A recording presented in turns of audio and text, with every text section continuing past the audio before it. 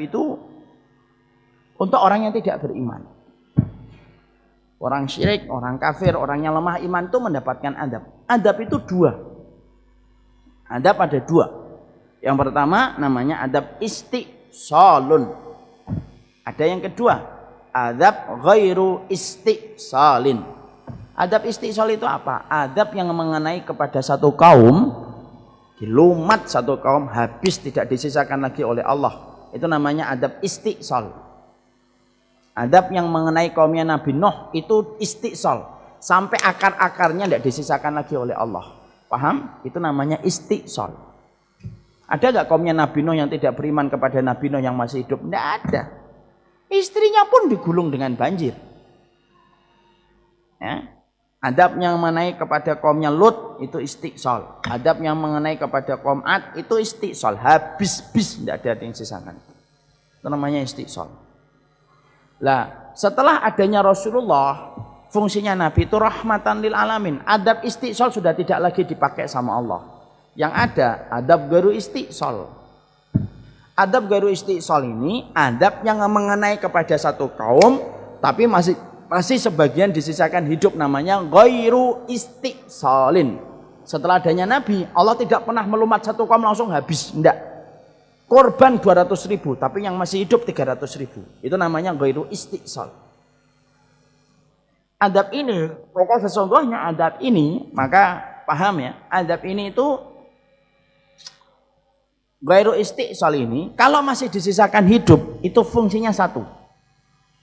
Kalau dia disisakan hidup, kalau mati, ya itulah adab su'ul khotimah dia. Kalau masih disisakan hidup, maka intinya adalah bermuara kepada keberkahan supaya dia mengganti kompas hidupnya dari syahwat dan dosa menuju kepada Allah.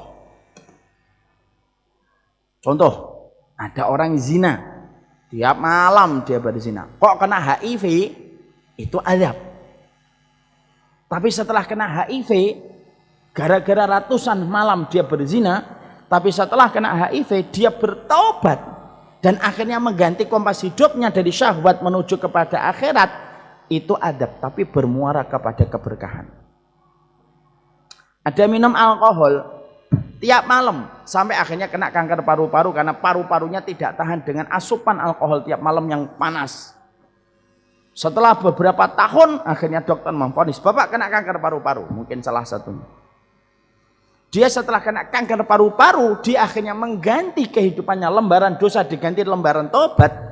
Maka itu adab, tapi berfungsi untuk kebaikan untuk kita. Kalau disisakan hidup. Dan maaf ibu, kadang-kadang Allah itu ngasih kita ujian, musibah atau adab kalau disisakan hidup itu satu, supaya kembali ingat sama Allah. Analogi gampangnya ibu, kalau ibu dapatin ada penggali sumur. Penggali sumur itu kalau kita lempari uang 100.000 ada di kakinya ketika lagi gali sumur, kok tiba-tiba nemukan uang 100.000. Yang dilakukan penggali sumur ngapain? Ngambil uang atau ngeliat ke atas? Ngambil uang atau ngeliat ke atas? Ngambil uang. Ngapain lihat ke atas, uangnya di bawah? Ngambil. Lempari lagi 100.000, ngambil uang lagi. Lempari lagi 100.000, ngambil uang lagi. Ya atau tidak? Tapi yang keempat, jangan ngelemparin uang. Yang keempat itu lempari kerikil. Agak gedean dikit. Pak sini itu dibatok kepalanya sini bu. Nah, kelotak gitu. Kira-kira ngambil kerikil atau ngeliat ke atas? Kalau ada yang bilang ngambil kerikil Ustaz, ini SD-nya nggak tamat ini pasti. Pasti dia akan kelotak gitu. Dia nggak butuh kerikilnya. Dia akan ngeliat ke atas. Siapa yang ngelemparin saya?